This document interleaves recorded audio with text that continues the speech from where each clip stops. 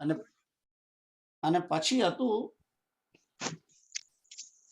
દ્યાવ્યા પૃથિવ્યોરિદમંતરમ હિ, તો કે છે કે દ્યવ એટલે કે સ્વર્ગ, અને સ્વર્ગ અને પૃથ્વી વચ્ચેનું ઈદમ અંતરમ, વચ્ચેનું સંપૂર્ણ અંતર, અને દિશશ્ચ સર્વા, તમામ દિશાઓને તમે કે છે કે વ્યાપ્તમ ત્વયી એકેન, તમારે એકલા વડે જ આખું બધી દિશાઓ અને સ્વર્ગ અને પૃથ્વી વચ્ચેનું અંતર વ્યાપ્ત થઈ રહ્યું છે, વ્યાપ્ત જોઈ રહ્યો છું એમ કે છે. પછી કે છે કે દ્રષ્ટવા અદ્ભુતમ રૂપમ ઉગ્રમ તવેદમ, કે છે કે તમારું અદ્ભુત અને ઉગ્ર રૂપ જોઈને, આ તવ ઈદમ, તવેદમ એટલે કે તવ ઈદમ, તમારું આ જોઈને, આ અદ્ભુત અને ઉગ્ર સ્વરૂપ જોઈને, લોકત્રયમ પ્રવ્યથિતન, ત્રણેય લોક વ્યથિત થઈ રહ્યા છે, દુખી થઈ રહ્યા છે એમ કે છે, વ્યથાને પ્રાપ્ત કરી રહ્યા છે. અને મહાત્મન શબ્દ છે એ ભગવાન શ્રી કૃષ્ણના સંબોધનનો શબ્દ છે. તો અહીં સુધી આપણે જોયું હતું. હવે આગળનો શ્લોક જોઈએ. કેતુલ તમે વાંચો. અમીહિ ત્વાં સૂરસંગા વિશન્તિ કેચિદ્વિતા લયો ગૃણન્તિ સ્વસ્તિત્યુક્ત્વા મહર્ષિ સિદ્ધસંગાઃ સ્તુવન્તિ ત્વાં સ્તુતિભિઃ પુષ્કલાભિઃ. તો આ રીતે વાંચવાનું છે. અમીહિ ત્વાં શૂરસંગા વિશન્તિ કેચિદ ભીતા પ્રાંજલયો ગૃણન્તિ સ્વસ્તિત્યુક્ત્વા મહર્ષિ સિદ્ધસંગા સ્તુવન્તિ ત્વાં સ્તુતિભિઃ પુષ્કલાભિઃ. તો કે છે અમી એટલે કે તે બધા, સર્વે, સુરસંગા એટલે કે દેવતાઓનો સંઘ, દેવતાઓનો સમૂહ, ત્વામ તમારી અંદર, તમારામાં જ, હી શબ્દ છે એટલે કે જ, તમારામાં જ વિશંતિ પ્રવેશ કરે છે. અમી એટલે કે તે સર્વે દેવતાઓનો સંઘ તમારી અંદર જ, આપમાં જ પ્રવેશ કરે છે. એ પહેલી લીટીનો અર્થ છે. અમી એટલે સર્વે, હી એટલે જ, ત્વામ તમારી, તમારામાં જ, સુરસંગા દેવતાઓનો સમૂહ, વિશંતિ એટલે કે પ્રવેશ કરે છે. તમારી અંદર જ દેવતાઓનો સમૂહ પ્રવેશ કરે છે એમ કે છે. અને પછી શું કે છે? કેચિદ એટલે કોઈ એક, કોઈ એમ કે છે. કેચિદ ભીતા એટલે કે ભયભીત થયેલા, ભયભીત થઈને, પ્રાંજલયો એટલે હાથ જોડીને, ગૃણંતી એટલે કે તમારા ગુણોનું ગાન કરે છે, ઉચ્ચારણ કરે છે એમ. એમાંના કેટલાક તમારા હાથ જોડી ભયભીત થયેલા, તમને હાથ જોડીને પ્રાંજલિની દશાની અંદર તમારા ગુણોનું ગાન કરે છે, ગૃણંતી. અને પછી કે છે કે મહર્ષિ સિદ્ધ સંઘા, મહર્ષિઓ અને સિદ્ધ પુરુષોનો સંઘ અથવા તો સમુદાય. શું કે છે? સ્વસ્તિ ઇતિ ઉક્ત્વા, સ્વસ્તિત્યુક્ત્વા, સ્વસ્તિ ઇતિ ઉક્ત્વા, કલ્યાણ થાઓ આવું કે છે. આવું કહી અને શું કરે છે? સ્તુવંતી ત્વામ, તમારું સ્મરણ, તમારી સ્તુતિ કરે છે. કેવી રીતે? સ્તુતિભિઃ એટલે કે સ્તોત્રો વડે,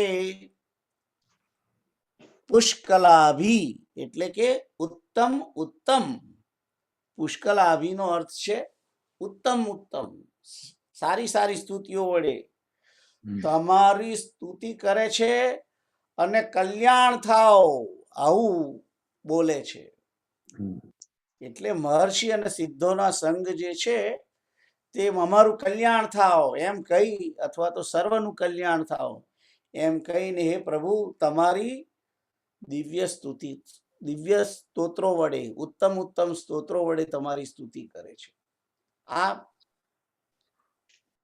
21મા શ્લોકનો અર્થ છે.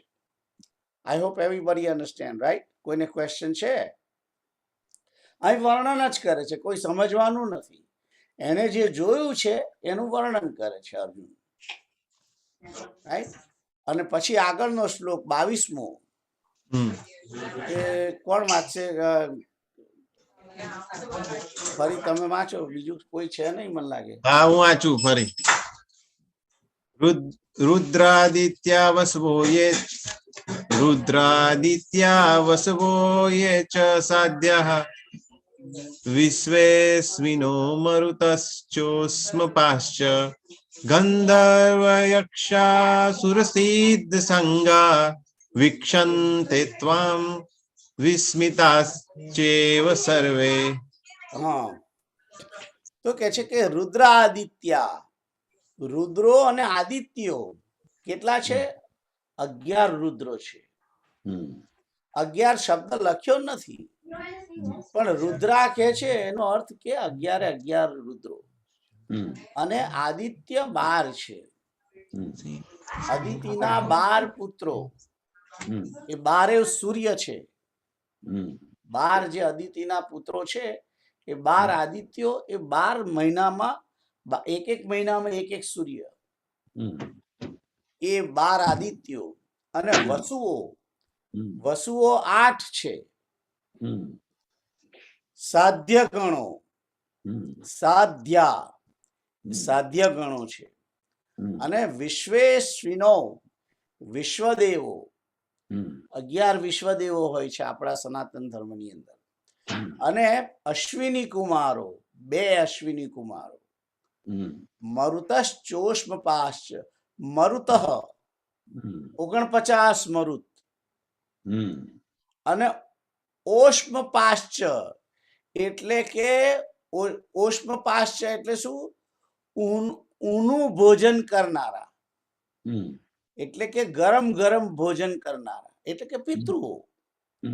આપણે પિતૃઓને વાસ નાખીએ છીએ ને, કાગવાસની, એ વાસ ગરમ, દૂધ થોડું ગરમ હસેકું હોવું જોઈએ. ઠંડુ હવારમાં બનાવીને પછી મૂકી, આગલે દાડ બનાવીને ફ્રીજ કરેલું દૂધની વાસ ના નખાય. જેવી પૂરી તૈયાર થાય અને ભાત રેડી હોય, એ ભાત ને ગરમ પૂરી અને દૂધ પાક, એ 3 મિક્સ કરીને 7 વાર કાગવાસ કરવાની હોય છે. કારણ કે પિતૃઓ 7 છે. પહેલા 7 વાર પાણી આલવાનું, 7 વાર કાગવાસ નાખવાની, અને 7 વાર પાણી ફરી છાંટવાનું હોય છે. તો એ ઓષ્મપાશ્ચ, ઊનું ભોજન કરનારા, એટલે કે પિતૃઓ.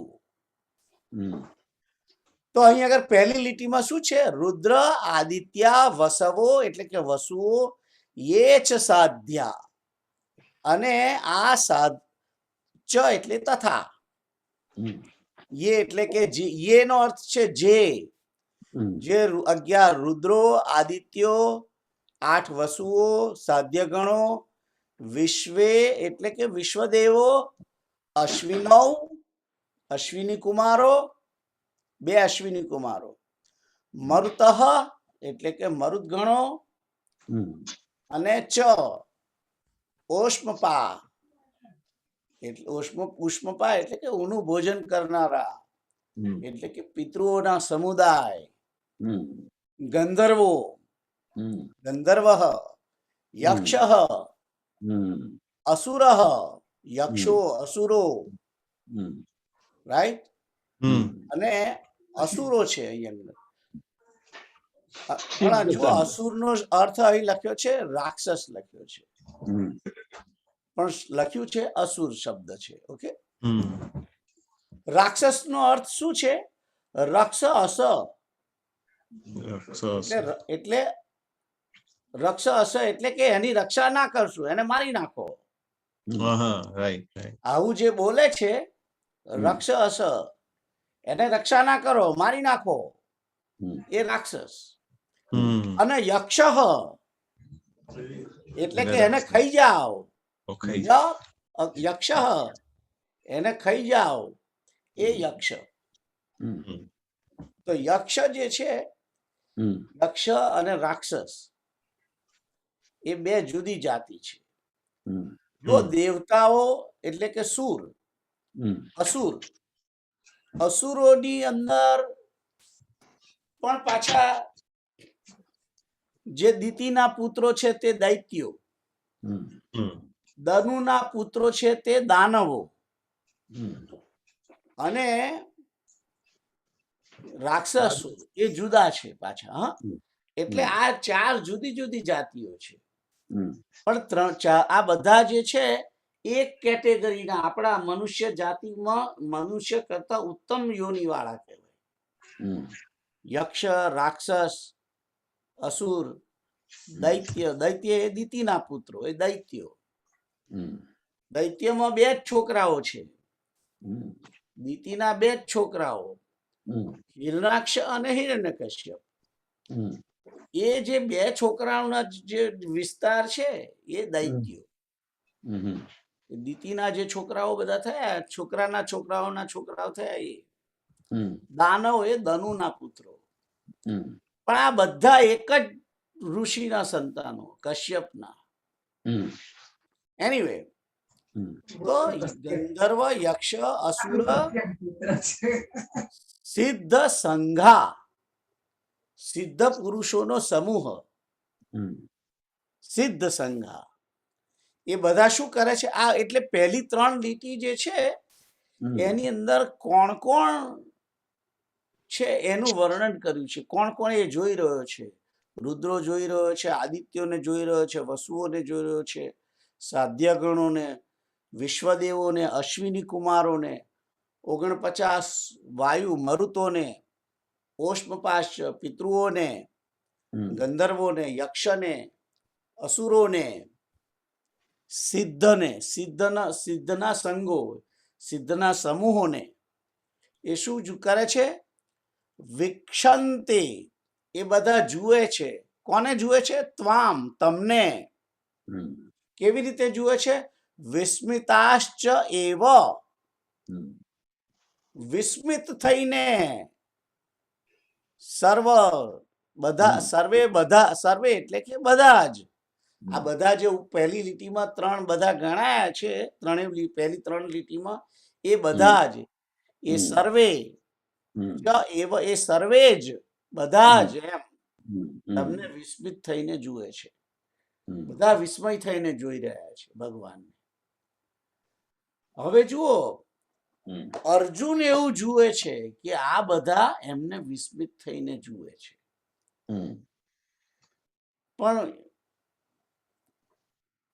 એ સમયે આ બધા દેવતાઓ જે છે એ પરમાત્માના અંગ સ્વરૂપ છે. એ બધા વિસ્મિત થયા છે, પણ એ બધા પરમાત્માને જોતા છે કે નહીં એ એક સવાલ છે. પણ અર્જુન એમ જુએ છે કે આ બધા તમને જુએ છે. રાઈટ? એ બધા ખરેખર એમને જ જુએ છે કે નહીં, અને જોઈ શક્યા છે કે નહીં પરમાત્માને, એ અર્જુનને પણ ખબર નથી. પણ અર્જુન એટલું જુએ છે કે તમને જુએ છે. ખ્યાલ આવ્યો? એનો અર્થ એવો નથી કે અર્જુન સિવાય આ બધાએ ભગવાનને જોયા છે, એવો અર્થ નથી. ખ્યાલ આવ્યો?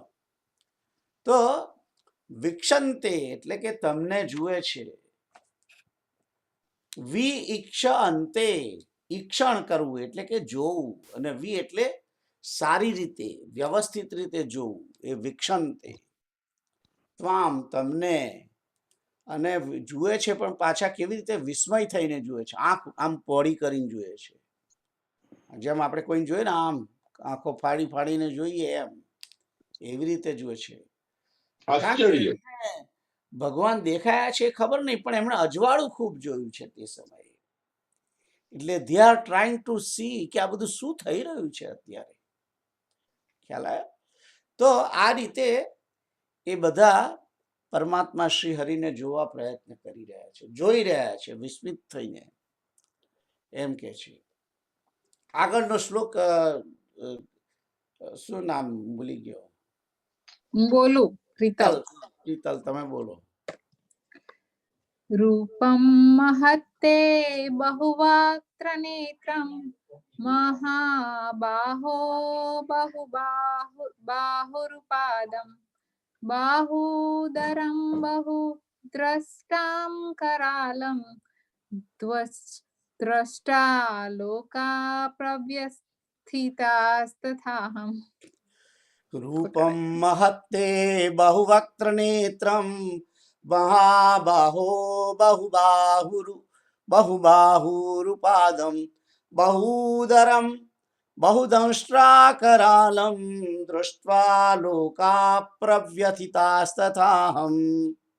તો અહીં કહે છે કે રૂપમ મહત્તે, રૂપમ મહત અને તે બે શબ્દ ત્રણ છૂટા, એ મહત્તેમાં બે શબ્દ છે, મહત અને તે, રાઈટ. અને બહુવક્ત્ર નેત્રમ એટલે કે બહુ વક્ત્ર એટલે મુખવાળું, નેત્રવાળું. બહુવક્ત્ર નેત્ર એટલે કે બહુ મુખોવાળું અને બહુ નેત્રવાળું. બહુ બાહુ રૂપાદમ, બહુ બાહુ, બાહુની પછી બે ટપકા છે, વિસર્ગ છે. અને ઉરુપાદમ, ઉરુ એટલે જાંગ, અને પાદમ, બાહુ જે દીર્ઘવ બન્યો છે એ દીર્ઘવ એટલે થયો છે કે એની અંદર ઉરુનો ઉ છે અને બાહુની રસવઈ છે, એ બે ભેગા થઈને દીર્ઘવ બન્યો છે. તો બહુબાહુ એટલે કે બહુ હાથવાળા, બહુ ઉરુવાળા એટલે કે બહુ જાંગવાળા, બહુ પગવાળા, એમ, રાઈટ. બહુ હાથવાળા, મહાબાહુ બહુ હાથવાળા. બહુ ઉદરમ, બહુ ઉદરમ એટલે વધારે ઉદરવાળા, ખૂબ ઉદરવાળા, એમ. ઉદર એટલે કે પેટવાળા, રાઈટ. અને પછી કહે છે કે બહુ દંષ્ટ્રા કરાલમ, દંષ્ટ્રા એટલે કે દાંતવાળા, વિકરાળ દાઢોવાળા. દંષ્ટ્રા એટલે કે, અને કરાલમ જે છે, કરાલમ નો અર્થ અહીંયા આગળ વિકરાળ. દાઢો છે, ભગવાનના દાંત બહુ મોટા મોટા છે, વિકરાળ છે. ઘણી વખત આપણે પેલા કૂતરાને કૂતરો ભસે ત્યારે એના કેવા એકદમ તમે બી જાઓ એવા દાંત હોય છે, ઇફ યુ નોટિસ ધેટ. અથવા તો વાઘનું ખુલ્લું મોઢું હોય, અથવા સિંહનું ખુલ્લું મોઢું હોય ને કેવા એના દાંત જે તમે દેખાય, એ ટાઈપનું કે છે. બહુ દંષ્ટ્રા કરાલમ, બહુ વિકરાળ દાઢો વાળા, વિકરાળ દાંત વાળા, એમ કે જાણે ખાઈ જશે હમણાં બધાને, એમ. અને પછી કહે છે કે દ્રષ્ટવા લોકા, દ્રષ્ટવા એટલે કે જોઈને, લોકા એટલે કે આ બધા લોકો, લોકના લોકો, એમ. લોકા એટલે કે બધા લોકો, અથવા તો બધા લોકના ની પ્રજાઓ.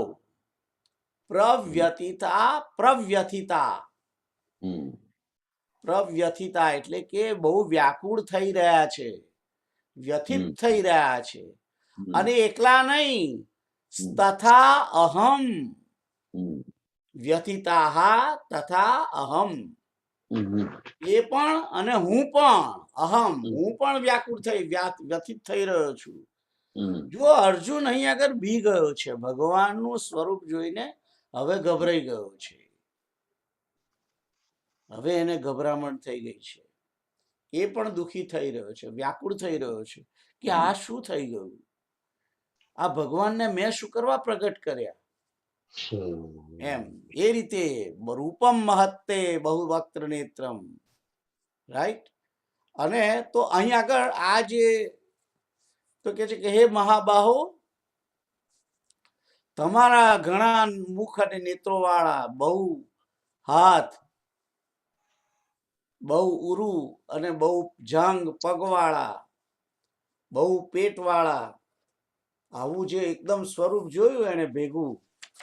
આપણે બધા જે જોઈએ છે વિરાટ સ્વરૂપના પિક્ચરો જે જોઈએ છે એની અંદર જે ચિત્રકાર છે એ ખાલી મુખ જ બધા બતાવી દે છે, જુદા ખૂબ લાઈન, એક આ બાજુ ને આ બાજુ બે લાઈનમાં મુખ બતાવી દે છે, અને ઘણા હાથ પણ બતાવે છે, બરાબર છે, પણ અનેક પેટવાળા નથી બતાવી શકતા, અનેક જાંઘોવાળા, અનેક પગવાળા નથી બતાવતા, કારણ કે એનાથી જે ભગવાનનું સ્વરૂપ જે જુએ એ તો પછી જોવા લાયક નથી રહેતું.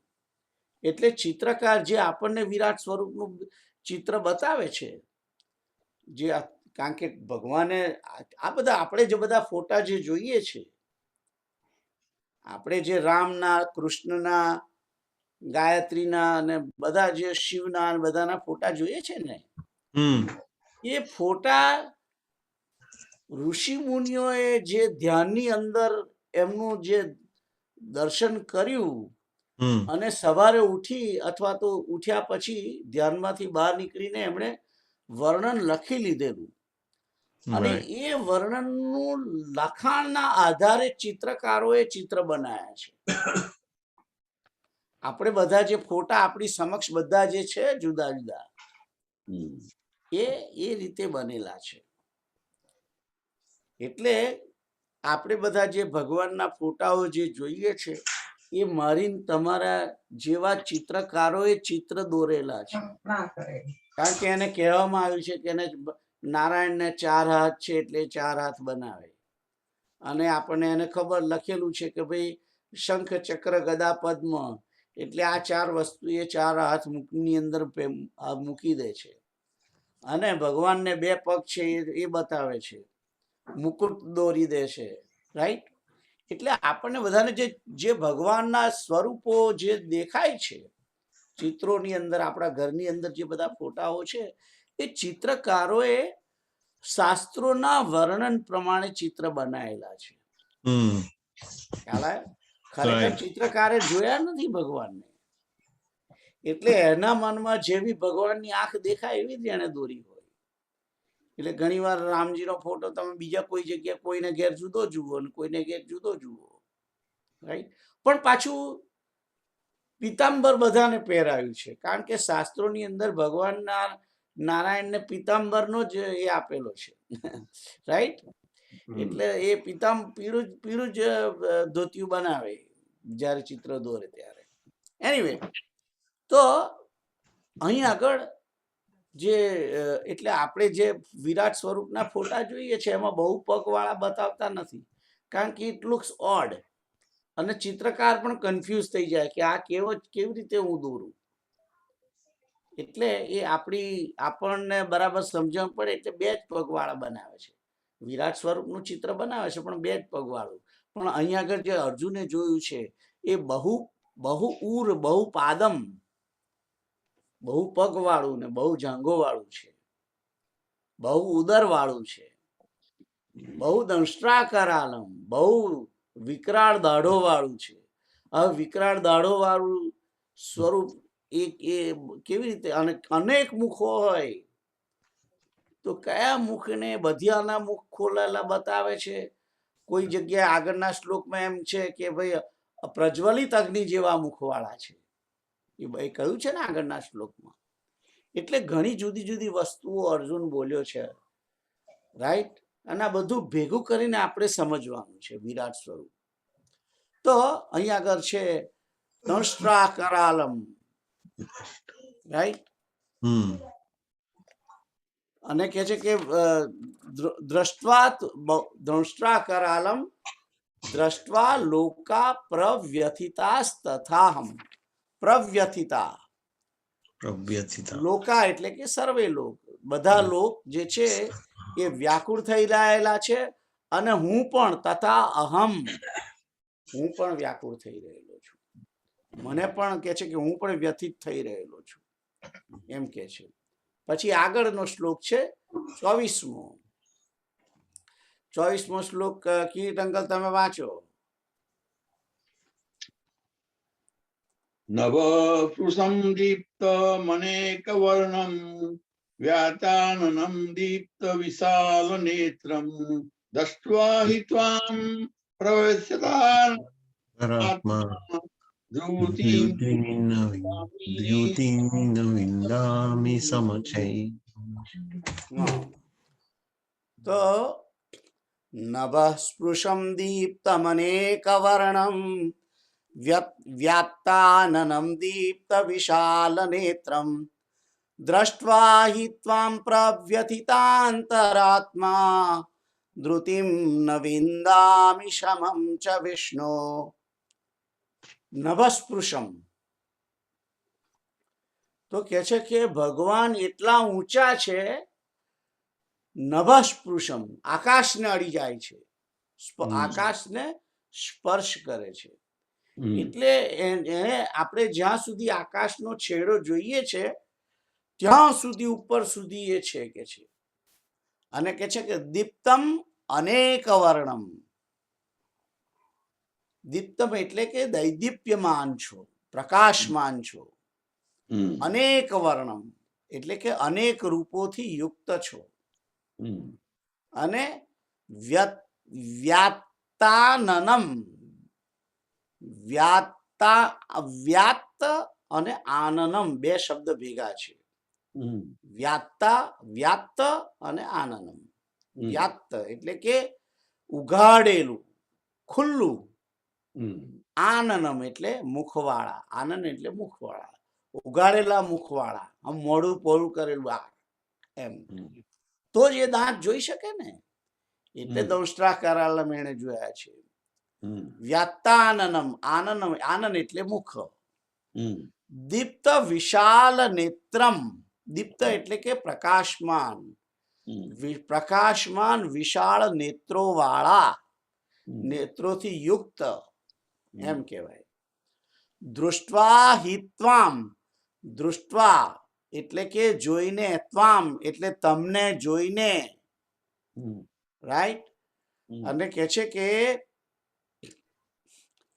હિ એટલે કે કારણ કે, હિ નો અર્થ છે કારણ કે. પ્રવ્યથિતાંતરાત્મા, પ્રવ્યથિતા વ્યથિત થયેલો છે પણ પ્રવ્યથિત એટલે કે સારી રીતે ભયભીત થયેલો. અંતરાત્મા ભયભીત અંતઃકરણ વાળો, એવું કહેવાય એનો અર્થ.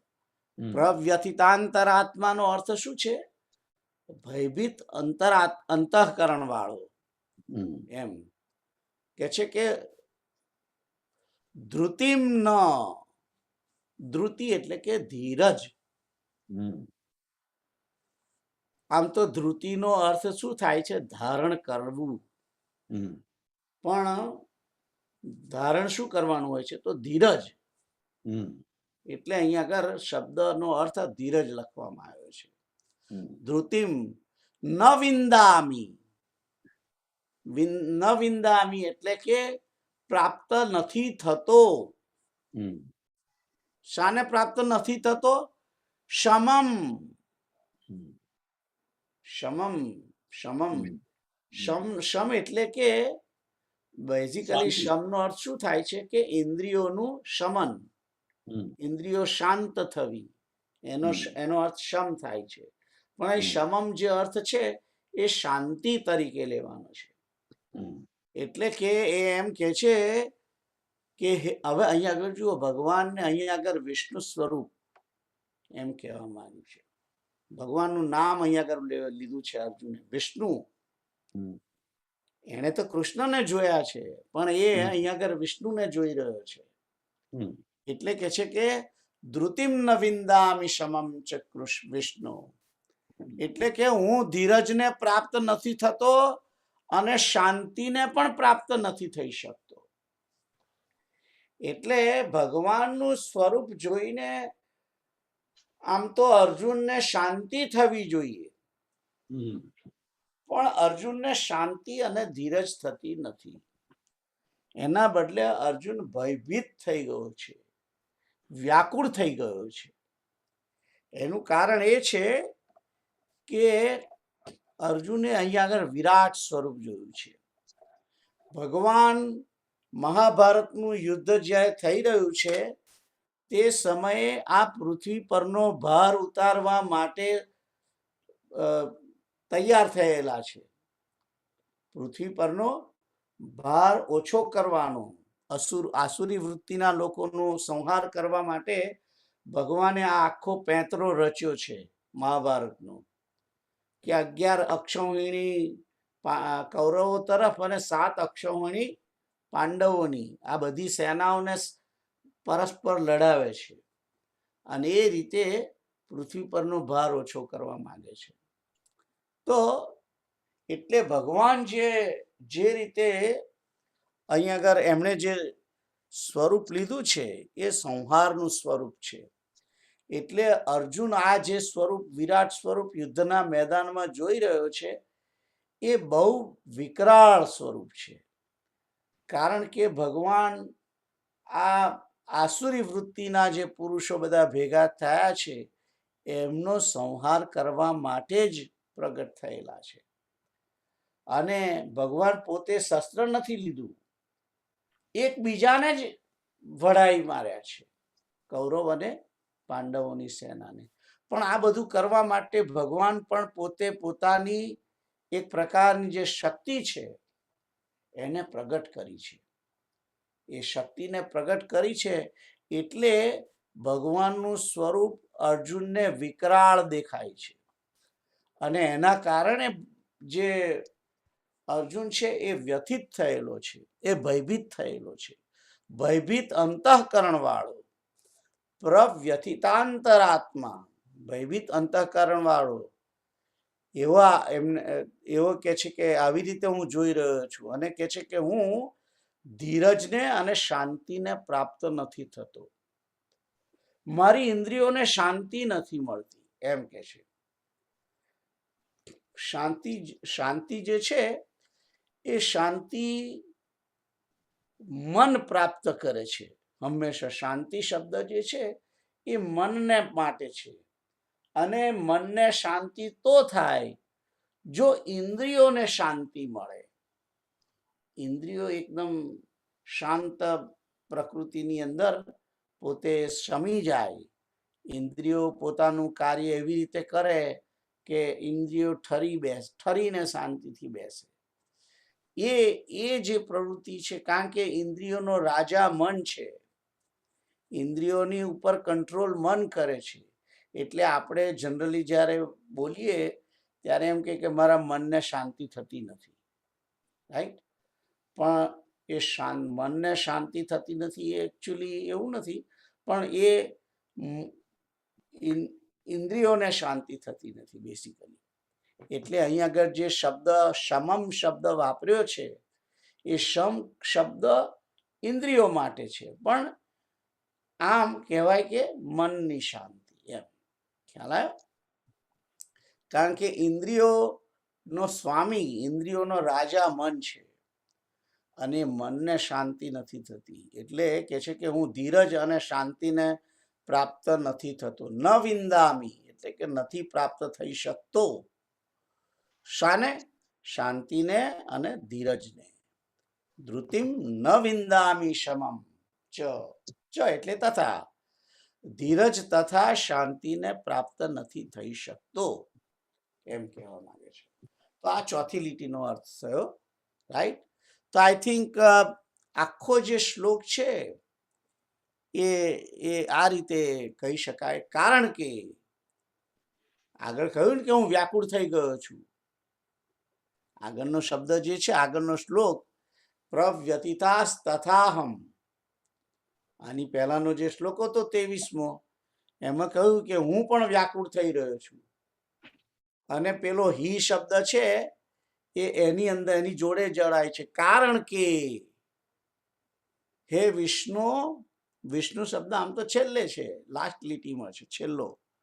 કારણ કે હે વિષ્ણુ, આકાશ સાથે સ્પર્શ કરતા તમારા અનેક દૈદીપ્યમાન રૂપોથી, દૈદીપ્યમાન એટલે કે દિવ્ય રૂપોથી, પ્રજ્વલિત રૂપોથી, ઉઘાડેલા મુખવાળા, વ્યાત્તાનનમ અને વિશાલ પ્રજ્વલિત નેત્રોવાળા, પ્રકાશમાન નેત્રોવાળા, વિશાળ નેત્રોથી યુક્ત, ત્વામ દ્રષ્ટવા, તમને જોઈને, ભયભીત અંતઃકરણ વાળો, પ્રવ્યથિતાંતરાત્મા, એવો હું શબ્દ છે નહીં, પણ અહીં આગળ માની લેવાનું છે. કારણ કે અર્જુન જ્યારે કહે છે કે હું ધીરજ અને શાંતિને પ્રાપ્ત નથી થતો, અંતઃકરણ વાળો હું ધીરજ અને શાંતિને પ્રાપ્ત નથી થતો, ત્યારે હું ઓટોમેટિક અંદર આવી જાય છે. એટલા માટે, બાકી અહમ શબ્દ છે નહીં અંદર, શ્લોકની અંદર છે નહીં, પણ એવું બોલાય છે. રાઈટ? તો કારણ કે ધીરજ અને શાંતિને પ્રાપ્ત નથી થતો, એ કોના માટે છે? એના માટે, પોતાના માટે છે. એટલે રાઈટ? તો આ 24મા શ્લોકનો અર્થ થયો. આગળનો શ્લોક જોઈએ. તો આગળનો શ્લોક પણ એ જ છે. જે વાત 24માં કહી છે એ જ 25માં કહી છે, એ જ 23માં કહી હતી. વિકરાળ દાઢો વાળા અને ખૂબ પ્રજ્વલિત નેત્રો વાળા. અર્જુન એટલો બધો ગભરાઈ ગયો છે કે એકની એક જ વાત 3 વાર કહી રહ્યો છે. 23મા શ્લોકમાં જે કહે છે એ જ 24માં કહે છે, 24માં કહે છે એ જ 25માં કહે છે, પણ થોડું વધારે એડ કરીને કહે છે. પણ એનો મૂળ પોઈન્ટ તો એ જ કહેવાનું છે કે તમે વિકરાળ દાઢો વાળા છો, પ્રજ્વલિત અગ્નિ જેવા મુખ વાળા, એવું બધું કહેવા માંગે છે. તો અહીં ફરી 25મા શ્લોકમાં કહે છે, દંષ્ટ્રા કરાલા નીચતે મુખાની દૃષ્ટૈવ કાલા નલ સન્નિભાની દિશો ન જાને ન લભે ચ શર્મ પ્રસીદ દેવેશ જગન નિવાસ. તો અહીં ફરી કે છે તે એટલે કે આપના, તે તમારા જે મુખ છે, કેવું મુખ? દંષ્ટ્રા કરાલાની, વિકરાળ દાઢો વાળું, તથા ચ તે મુખાની, એ મુખ વાળું, એવું વિકરાળ દાઢો અને પ્રલય, કેવું મુખ પાછું કે છે? કાલા નલ સન્નિભાની, અનલ, કાલ અનલ સન, અનલ સન ભાની, એટલે કે કાલા નલ સન્નિભાની એટલે કે પ્રલય કાળના, આમ તો કાળ શબ્દ છે, કાલ જેવા અગ્નિ વાળા, પણ અહીંયા આગળ કાલ તો અગ્નિ જેવા છે કઈથી કહેવાય? એટલે અહીંયા આગળ પ્રલય કાળ શબ્દ કહેવામાં આવ્યું છે. પ્રલય કાળનો જે પ્રલય કાળ વખતે અગ્નિ ઉત્પન્ન થાય છે ને, આખી પૃથ્વી સળગી જાય છે, એટલે તે વખતનો જે અગ્નિ છે એની અહીંયા વાત કરી છે. કાલા નલ સન્નિભાની, તો કે છે કે પ્રલય કાળના અગ્નિ જેવા પ્રજ્વલિત મુખાની, એવા મુખવાળા, દૃષ્ટવા એવ એટલે કે દ્રષ્ટવૈવ કાલા નલ સન્નિભાની, પ્રજ્વલિત જેવા અગ્નિ જેવા પ્રજ્વલિત મુખવાળા, પ્રલયકાળના અગ્નિ જેવા પ્રજ્વલિત મુખવાળા જોઈને, મુખોને જોઈને, મુખાની એટલે કે અનેક મુખોને જોઈને કે છે કે દિશો ન જાણે, દિશાઓને જાણતો નથી. હું એટલો બેબાકડો થઈ ગયો છે કે મને ખબર નથી કે હું ક્યાં છું. ઘણીવાર માણસ, આઈ નોટિસ માય સેલ્ફ કે હું બી ઘણીવાર ગાડી લઈને જતો હોઉં અને તમે કોઈ વિચારે ચડી ગયા હો અને પછી ગાડી ચાલે છે, રસ્તો જાય છે, પણ અને તમે જુઓ છો પણ તમને ખ્યાલ નથી આવતો કે હું અત્યારે ક્યાં છું, કઈ સ્ટ્રીટ પર છું. એ માણસ પોતે ભૂલી જાય. આઈ નોટિસ ધેટ માય સેલ્ફ. એવી રીતે અહીં આગળ આ અર્જુન દિશો ન જાણે, એને ખબર નથી, એને દિશાઓનું ભાન ભૂલી ગયો છે, કારણ કે ચારે તરફ પરમાત્માનું સ્વરૂપ છે.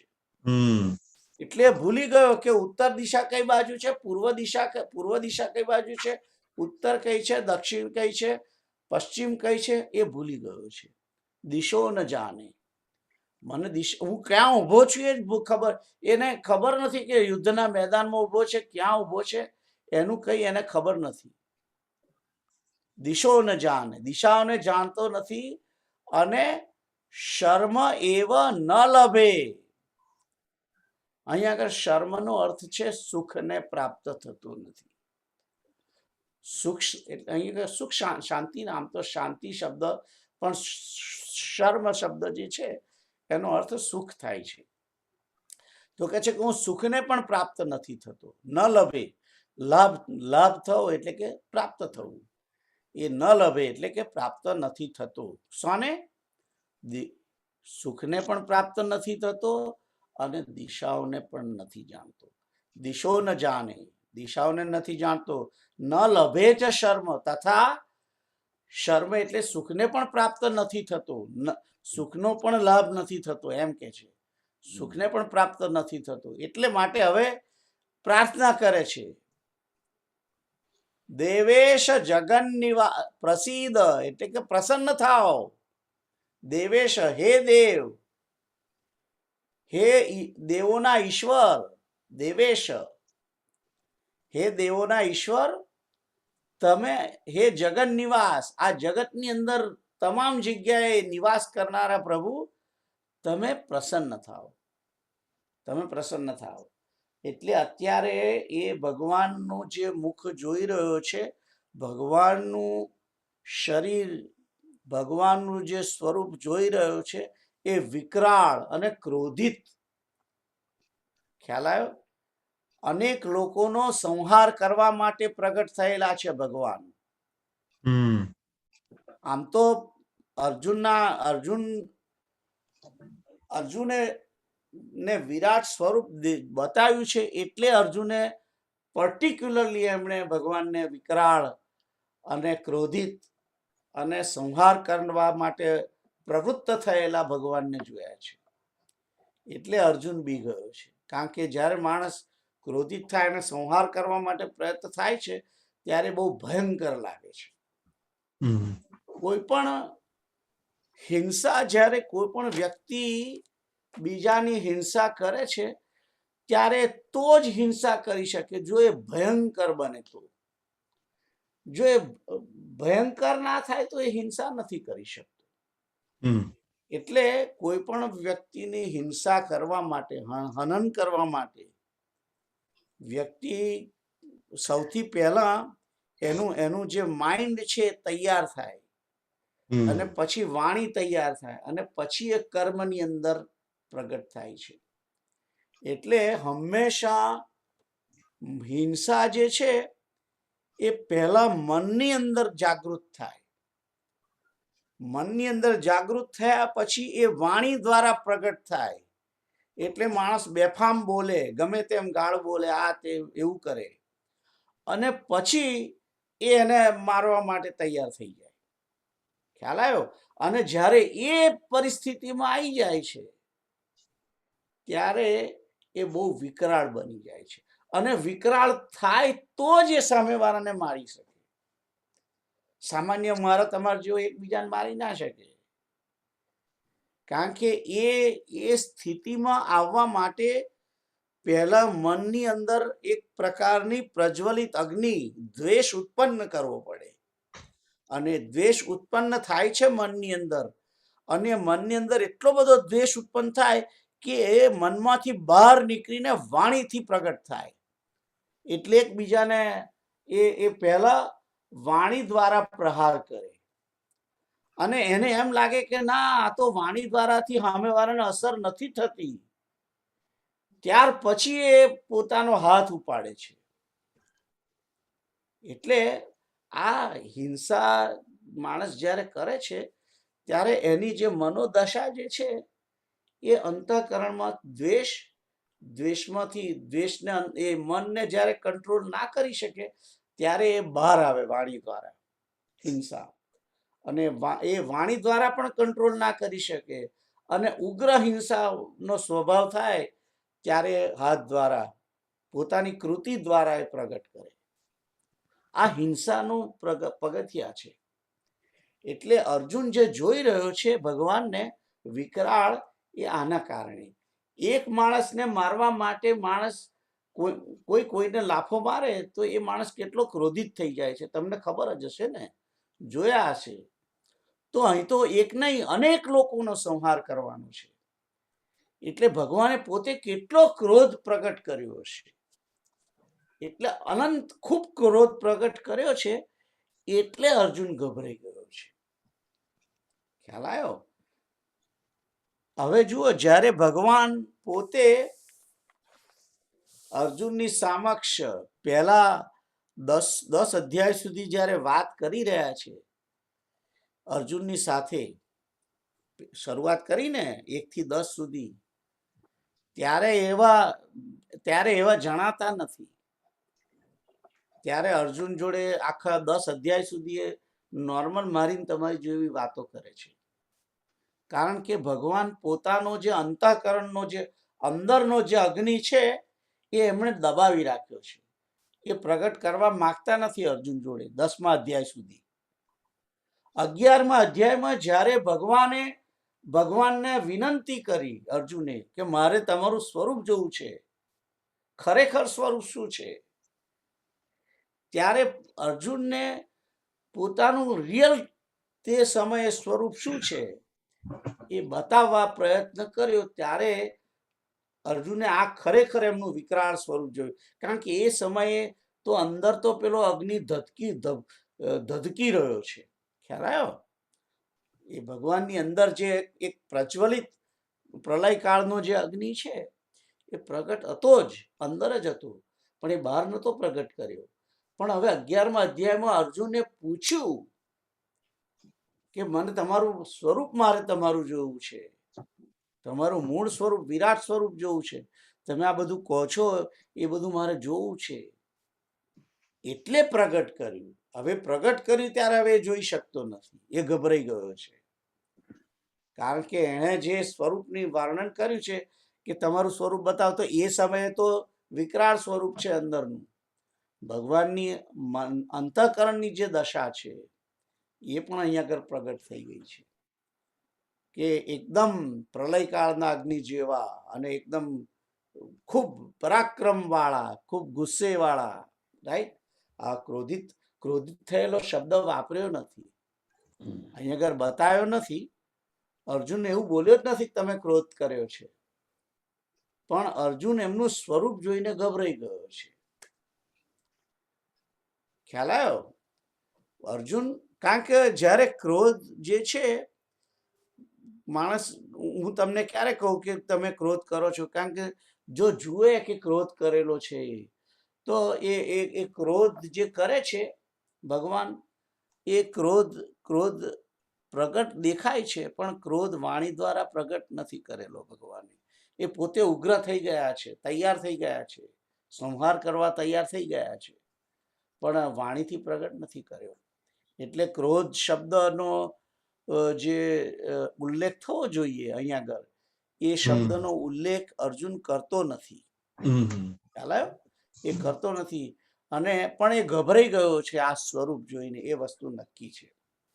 તો આઈ હોપ કે તમને બધાને ખબર પડે છે આપણે અત્યારે શું ચેપ્ટર ચાલે છે, અર્જુનની શું દશા થાય છે, દશા છે એનું હું પ્રયત્ન કરી રહ્યો છું મારી જે રીતે મને સમજાયું છે એ રીતે.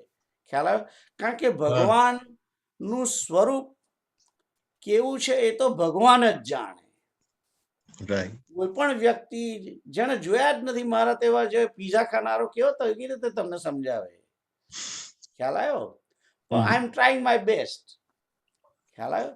વિરાટ સ્વરૂપનું વર્ણન પ્રગટ કરવું, એને સમજાવવું, એ કઈ ઈઝી વાત નથી. એ ઈઝી વાત નથી. અને વ્યક્તિ જેવું પોતે પોતાની સમજણ પ્રમાણે, પોતે પોતાની જે એની જે માઇન્ડ છે, એનું જે મગજનો જેટલો વિચાર શક્તિ છે એટલું જ એ કરી શકે, એથી વધારે ના કરી શકે.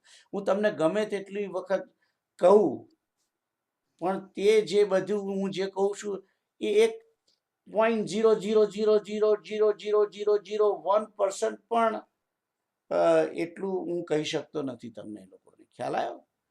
So you understand what I am trying to say.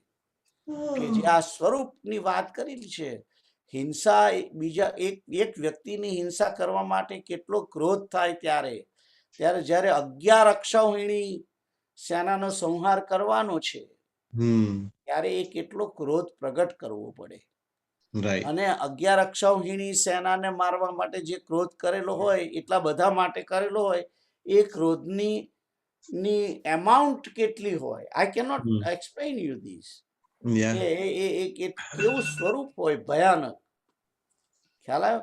હવે એટલા બધા માણસને મારવા માટે એટલો બધો એમણે ક્રોધ કર્યો હશે, તો એ ક્રોધને એક માણસ કેવી રીતે સહન કરી શકે?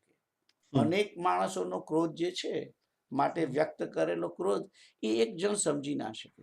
એટલે અર્જુન અહીં આગળ બી ગયો છે.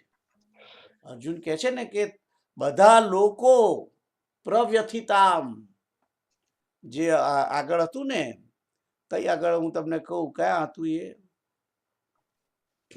બધા લોકો, 23મા શ્લોકમાં હતું ને, દ્રષ્ટવા લોકા પ્રવ્યથિતાસ્તથા, બધા લોકો દુખી થઈ રહ્યા છે અને હું પણ થઈ રહ્યો છું. ખ્યાલ આવ્યો? તો આ 23, 24 અને 25 જે શ્લોક છે એની અંદર મુખ્ય વસ્તુ અર્જુન એમ કહેવા માંગે છે કે તમારું ઘણી વિકરાળ દાઢો વાળું અને મહાન રૂપ જોઈ અને આ અનેક લોકો અને ઇન્ક્લુડિંગ માય સેલ્ફ કે છે કે અમે વ્યાકુળ થઈ રહ્યા છે. પ્રવ્યથિતામ, જો પ્રવ્યથિતામ જે શબ્દ જે છે એ 23માં પણ વાપર્યો છે અને 24 ની અંદર પણ એ શબ્દ વાપર્યો છે. પ્રવ્યથિતા, પ્રવ્યથિતા. પેલામાં પ્રવ્યથિતાંતર આત્મા લખ્યું છે, એની ઉપર પ્રવ્યથિતા લખ્યું છે.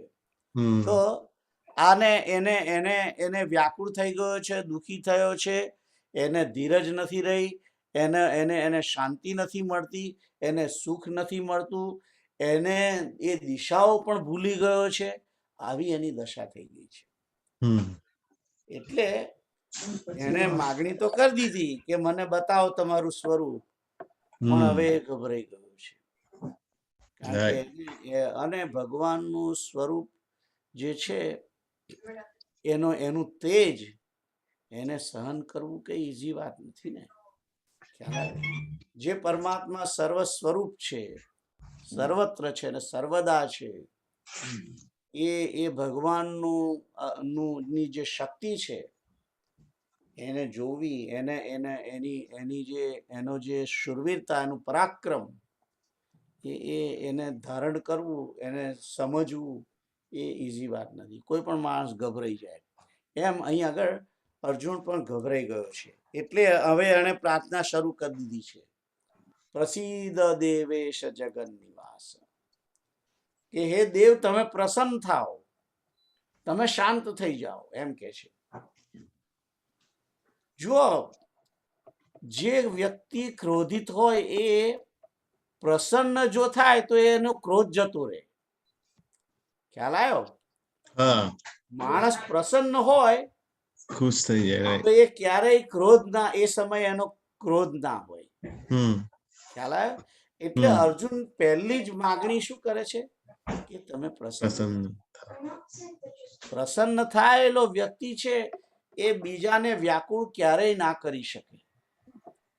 એટલે અહીંયા આગળ અર્જુને પહેલી જ વાત કરી કે તમે પ્રસન્ન થાઓ, તમે પ્રસન્ન થાઓ. શાંત થાવ એવું નથી કહ્યું, તમે પ્રસન્ન થાવ. પ્રસન્ન એટલે પ્રસન્ન મુખવાળો, એટલે કે સ્મિત મુખવાળો, રાઈટ?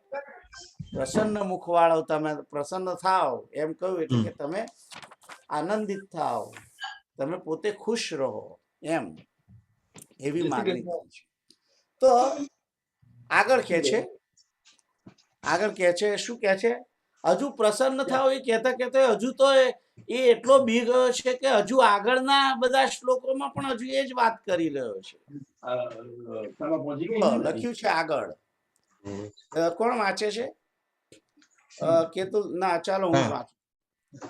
અમી ચત્વામ ધૃતરાષ્ટ્રસ્ય પુત્રાઃ સર્વે સહૈવાવનિપાલ સંઘૈ ભીષ્મો દ્રોણસ્તુતપુત્રસ્તથાસૌ સહાસ્મદીયૈરપि યોધમુખ્યૈ વક્ત્રાણિ તે ત્વરમાણા વિશંતિ દ્રંષ્ટ્રા કરાલાનિ ભયાનકાની કેચિદ વિલગ્ના દશનાંતરેષુ સંદ્રશ્યન્તે ચૂર્ણિતૈરુત્તમાંગે. તો અહીં આગળ આ બે શ્લોક સાથે લીધા છે, 26 અને 27. કારણ કે આખું વાક્ય જે બને છે એ કહેવા માંગી રહ્યો છે એ બે શ્લોક પૂરા થઈને એક વાક્ય બન્યું છે. એટલા માટે સાથે જે લખ્યા છે તમારી સમક્ષ એ સાથે એટલા માટે લખ્યા છે. તો કે છે કે અમી એટલે કે તેઓ, અમી ચ એટલે કે તથા, ત્વામ ત્વામ એટલે કે તમારી અંદર. પણ શું છે આગળ કે છે ધૃતરાષ્ટ્રસ્ય પુત્રા, કે છે કે આ ધૃતરાષ્ટ્રના પુત્રો, એટલે ધૃતરાષ્ટ્રના પુત્રોની અંદર 100 કૌરવ આવી જાય, રાઈટ. અને કે છે કે સર્વે સહ એવ, જો પહેલી તો હું તમને આખી સંધિ છૂટી પાડી દઉં, અમી ચ ત્વામ ધૃતરાષ્ટ્ર અસ્ય પુત્રાહ સર્વે સહ એવ ઉપરથી સહૈવ, સહૈવા, અને વા જે છે એમાં તો અવનિપાલ સંઘે, અવનિપાલ એટલે અવની એટલે કે પૃથ્વી, અને પાલ એટલે કે પૃથ્વીનું પાલન કરનારા, અને સંઘે અવનિપાલ એટલે કે રાજા, પૃથ્વીનું પાલન કરનાર. પૃથ્વીનું પાલન કોણ કરે? રાજા કરે. એટલે કે છે અને સંઘે એટલે કે રાજાના સમૂહો, સર્વે એટલે કે બધા રાજાના સમૂહો, એમ ખ્યાલ આવ્યો?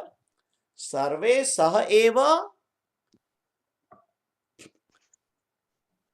અવનિપાલ સંઘ, સંઘે.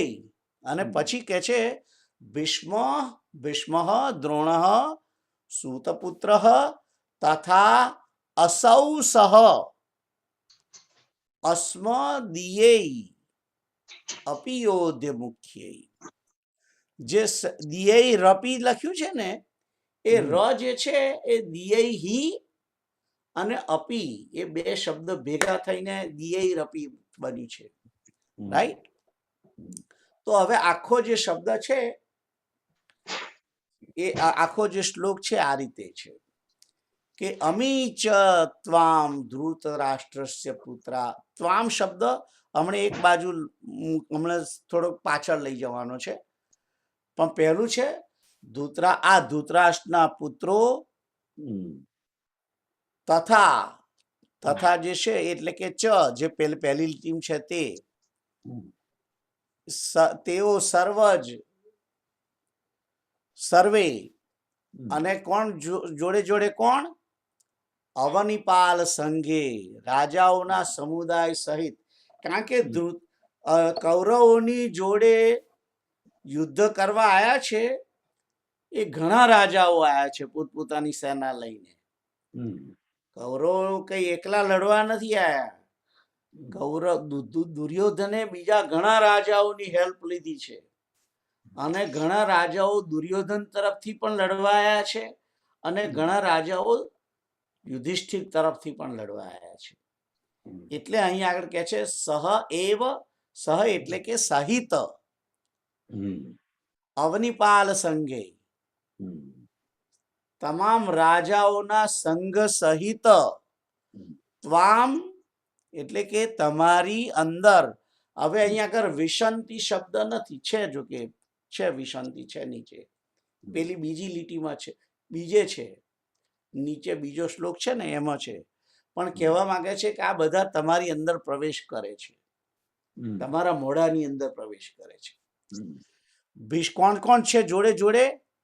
ભીષ્મ, દ્રોણાચાર્ય, તથા અસૌ જે છે ને સૂતપુત્ર, સુતપુત્ર એટલે કે કર્ણ, અને તથા અસૌ, અસૌ એટલે કે તે કર્ણ પણ, અસૌ નો અર્થ કે તે કર્ણ પણ, એમ તે સુતપુત્ર પણ, એમ અસ્મદીય એટલે કે અને જોડે જો કે છે કે અમારા બાજુના પણ, અમારા પક્ષના પણ, અસ્મદીય અપી, અપી એટલે કે પણ, અમારા બાજુના પણ, એમ યોધ મુખ્ય, મુખ્ય યોદ્ધાઓ સહિત, સહ જે પહેલો જે સહ છે ને, સહ અસ્મદીય એટલે કે અમારા બાજુના મુખ્ય યોદ્ધાઓ સહિત, એટલે આ જે 26મો શ્લોક છે એની અંદર કોણ કોણ ભગવાનની અંદર પ્રવેશ કરી રહ્યા છે એના નામોનું વર્ણન આપેલું છે. એટલે એમ કે છે કે પેલા ધૃતરાષ્ટ્રના પુત્રો તથા બધા રાજાઓના સમૂહો તથા ભીષ્મ, દ્રોણ, પેલો સુતપુત્ર અને સહ એટલે કે અને તથા અમારી બાજુના મુખ્ય યોદ્ધાઓ પણ, આ બધા ત્વામ તમારી અંદર પ્રવેશ કરે છે. આવું જોઈ રહ્યો છે. એ બધા ભગવાનની અંદર પ્રવેશ કરતા જોયા એને, અને પ્રવેશ કરતા જોયા એ પછીની લીટીમાં છે.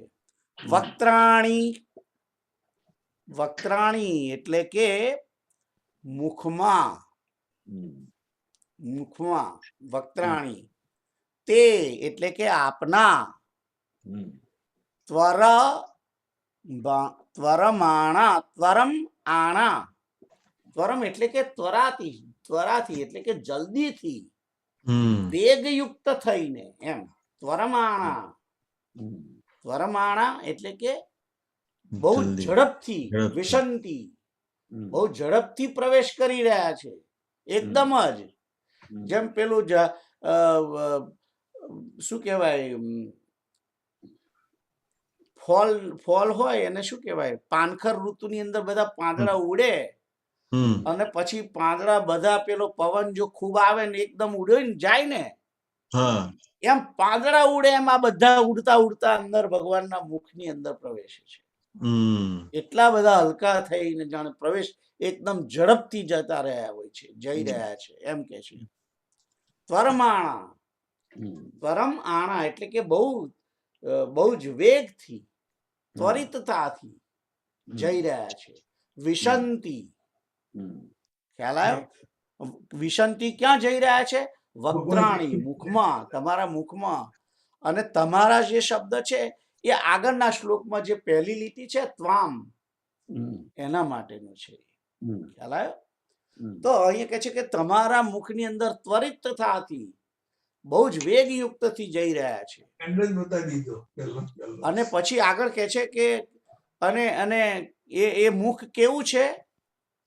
દંષ્ટ્રાકરાલાની, વિકરાળ દાઢ વાળા મુખની અંદર, ભયાનકાની, બહુ ભયાનક મુખ છે એની અંદર પ્રવેશ કરે છે. અને પછી કે છે કે જુઓ, કેચિત એટલે કેટલાક, અમુક તો કે છે કે અમુક તો કેવા છે? ચૂર્ણિતેય, ઉત્તમાંગે, ઉત્તમાંગ, ઉત્તમાંગ એટલે કે ઉત્તમ અંગ, અંગ જે છે અંગ, આપણું શરીર, આપણા શરીરનું ઉત્તમ અંગ કયું? આપણું બોડી છે એનું સૌથી શ્રેષ્ઠ અંગ કયું કહેવાય?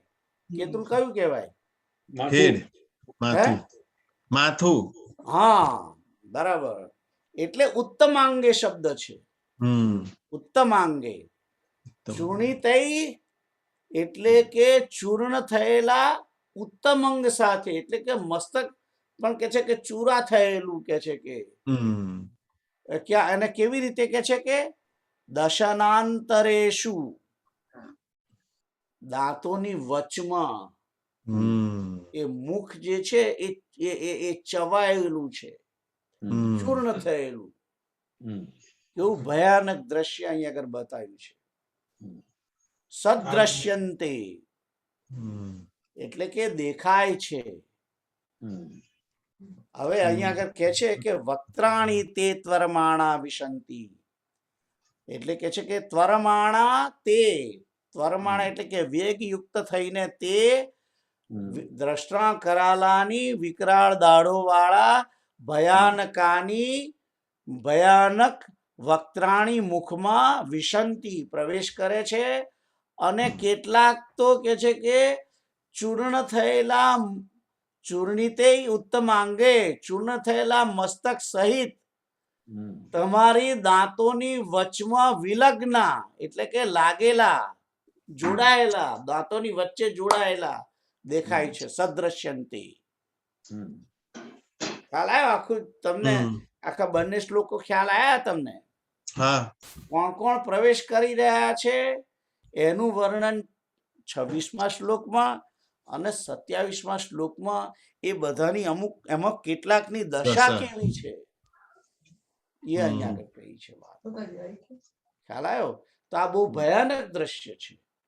ભગવાનનું કેટલું મુખ વિશાળ હશે, એ વિશાળ મુખની અંદર કે છે કે વિકરાળ દાઢો વાળાની અંદર કે છે કે આ બધા ધૃતરાષ્ટ્રના પુત્રો ને બધા અવનિપાલ સંઘ એટલે કે બધા રાજાઓના સમૂહો, ભીષ્મ, દ્રોણ, કર્ણ, અને કે છે કે અમાર બાજુના મુખ્ય મુખ્ય યોદ્ધાઓ પણ, એ બધાય એવરીવન, અને ઇન્ક્લુડિંગ બધા યોદ્ધાના સેનાઓ બધા, પણ બધાના અર્જુન કઈ બધાના નામ તો કહી ના શકે.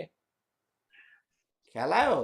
એટલે એ જેને જેને ઓળખે છે કે ઓ પેલા કર્ણ છે, પેલો દુર્યોધન છે, ઓ આ બધા તો મારા હોય હો ભાઈઓ છે, ધૃતરાષ્ટ્રના છોકરાઓ જઈ રહ્યા છે, ઓ પેલો તો ભીષ્મ પિતામાં જઈ રહ્યા છે, કર્ણજી. હવે જો આ બધા હજુ ભગવાનની અંદર જઈ રહેલા જુએ છે, પણ આમ તો ખરેખર સામે હજુ યુદ્ધ શરૂ નથી થયું, નથી થયું, પણ આ બધા મરેલી અવસ્થા વાળા છે એમ.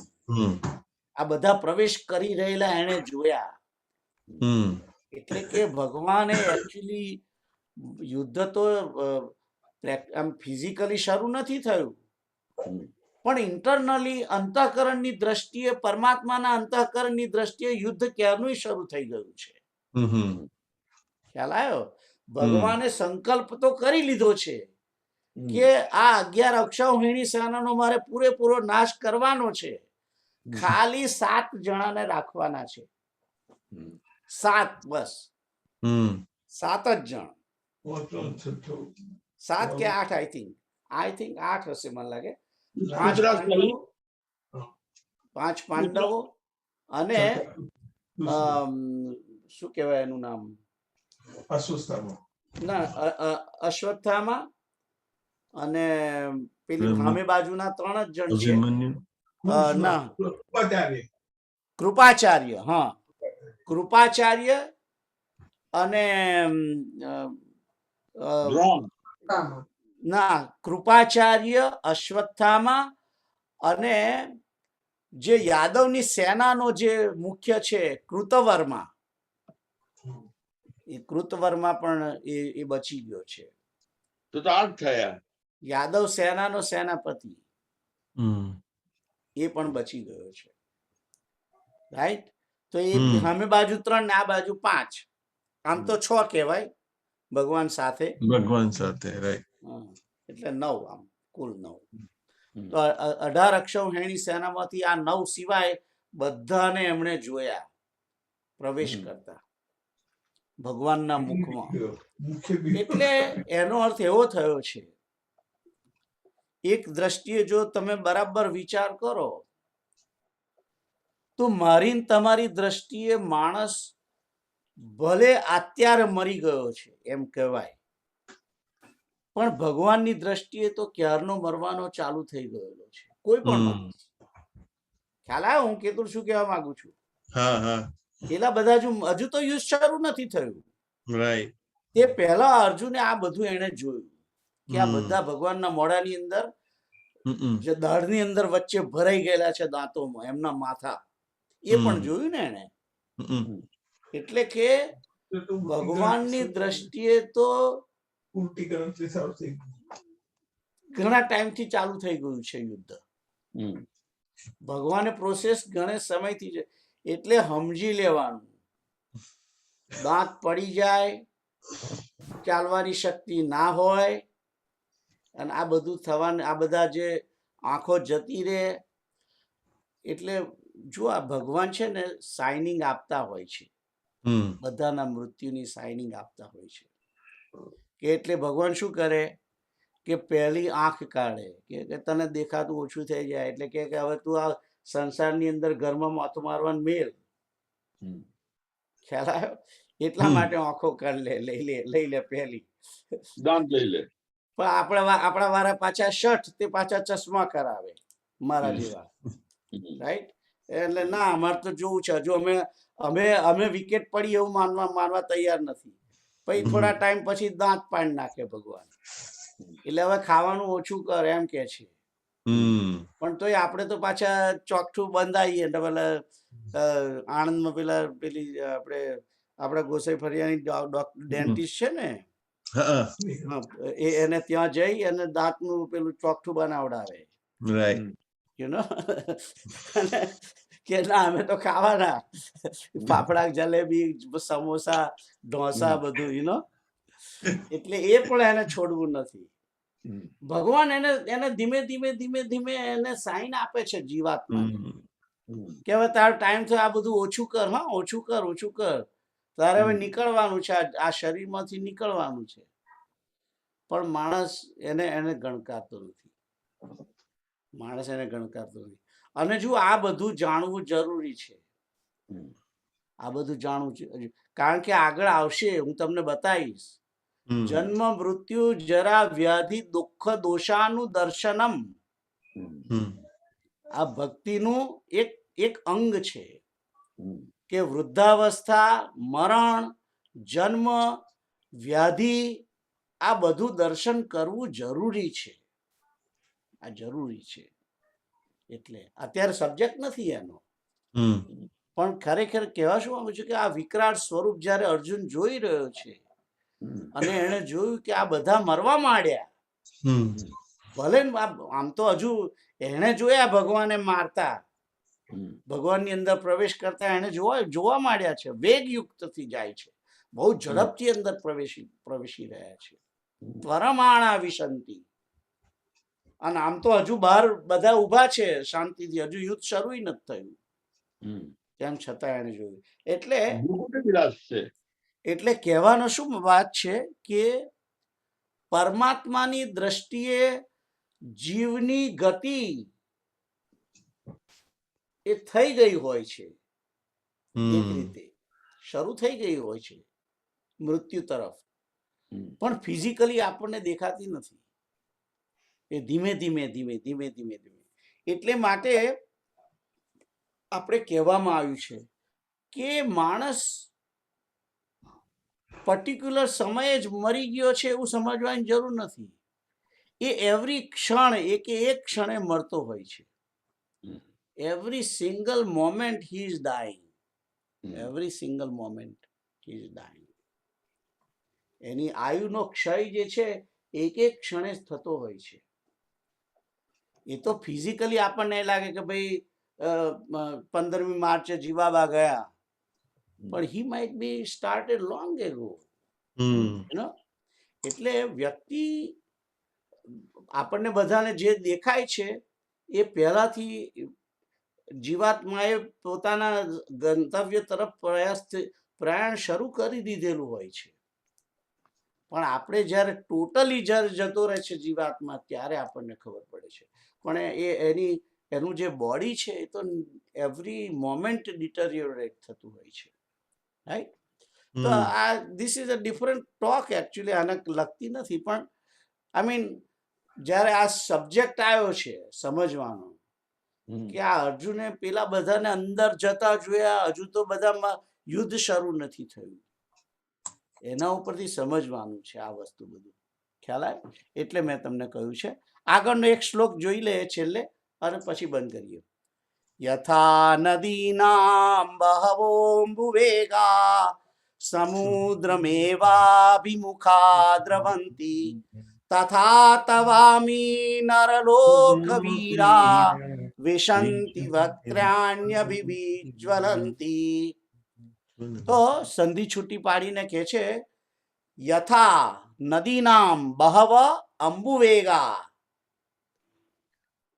સમુદ્રમ એવ અભિમુખા દ્રવંતી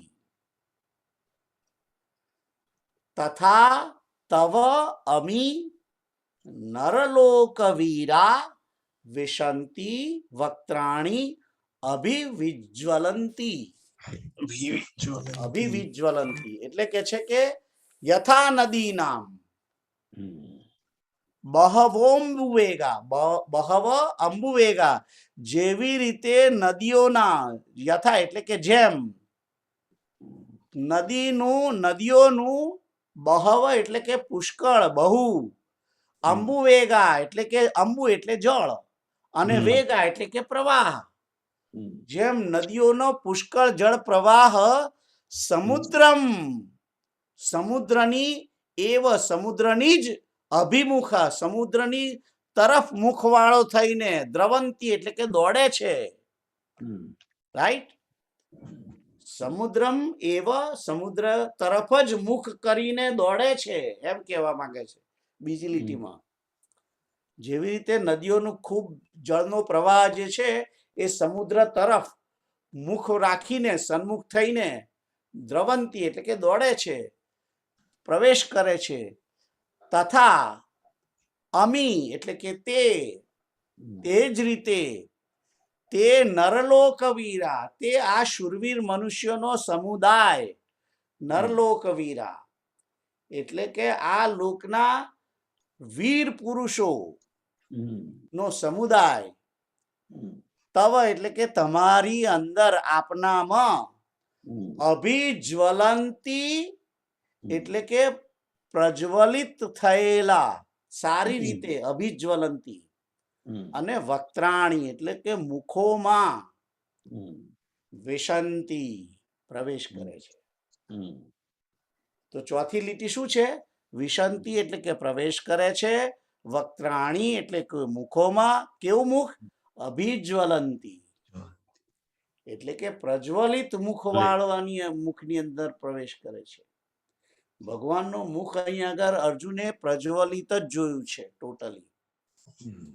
ખ્યાલ આવ્યો? તો આઈ થિંક બધાને ખ્યાલ આવે છે આ શું બધું ચાલે છે, રાઈટ? તો અહીંયા આગળ 28 સુધી આપણે રહીએ કારણ કે 9:30 થઈ ગયા છે. ઓકે, 28 સુધી આપણે હમણાં અહીંયા આગળ રોકાઈ જઈએ. બરાબર. આગળ જઈએ, આગળ ખાલી પ્રાર્થના કરી અને આપણે અહીંયા આગળ એની પૂર્ણાહુતિ કરીએ.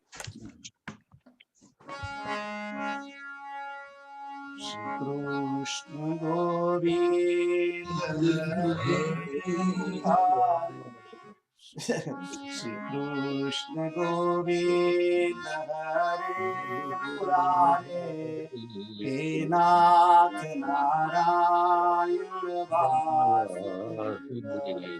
શ્રી કૃષ્ણ ગોવિંદ હરે મુરારે હે નાથ નારાયણ વાસુદેવ.